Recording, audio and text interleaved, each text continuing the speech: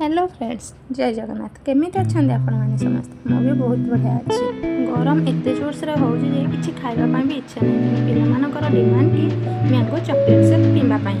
आपण माने जानि चंती मार्केट रे हम जो जूस शेक सब नौछे पिला मानक बॉडी पई केते अनहेल्दी रहउछि। हमें बाहर खाइबा को सब पिला मानक अवॉइड करी घरे सब हाइजीनिक वे रे बनै के दवाटा निहाती दरकार। तेणु पिला मानक डिमांड रे आज मैंगो चॉकलेट शेक बनौछि। तेबे देखिबा चलो मैंगो चॉकलेट शेक केमति बनौछि।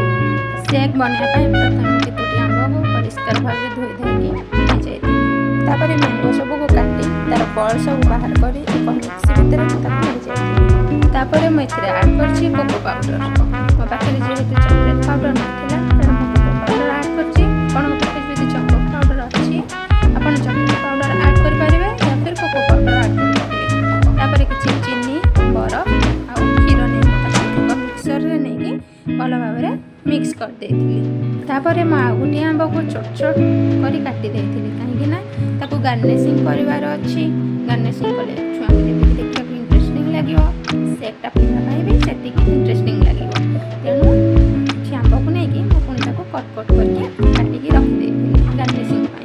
तापरे आमे जो मिक्सर रे ग्राइंड करी रखिथिबा चोको पाउडर एवं आंबो सब को ट्रांसफर कर दबा को काच ग्लास को। तापरे सब आंबो चॉप करी रखिथिबा ताकू काच ग्लास ऊपर गार्निशिंग करला माने को देइ देले पिला माने खुशी खुशी पी जेबे। तेबे पिला को मार्केट खाइबा अवॉइड करके एमती घरे हाइजीनिक वे रे बनै के दबा द्वारा पिला को बॉडी हेल्दी रहबा सहित पिला भी बहुत मात्रा रे खुशी रहिबे।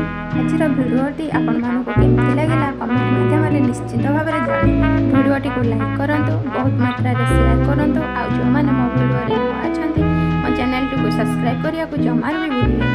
भिडियोटी के बहुत मात्रा रे शेयर करंतु जेमति के भिडियोटी आपण समस्त पाखरे बहुत जल्दी पहुंच पारे। आपण मानकर भल पाइबा मो पई सब किछि। आपण माने मो चैनल को एमति बहुत मात्रा रे भल पाउथांतु आ मो आपण मानक पई एमति डेली गोटे गोटे नुआ नुआ रेसिपी आनी पहुंच पारे। आज पई तो रहुछि, पुणी देखाबा आ गोटे एक नुआ रेसिपी सहित। से पर्यंत मते विदाय दियंतु। रहुछि, tata bye bye, love you all.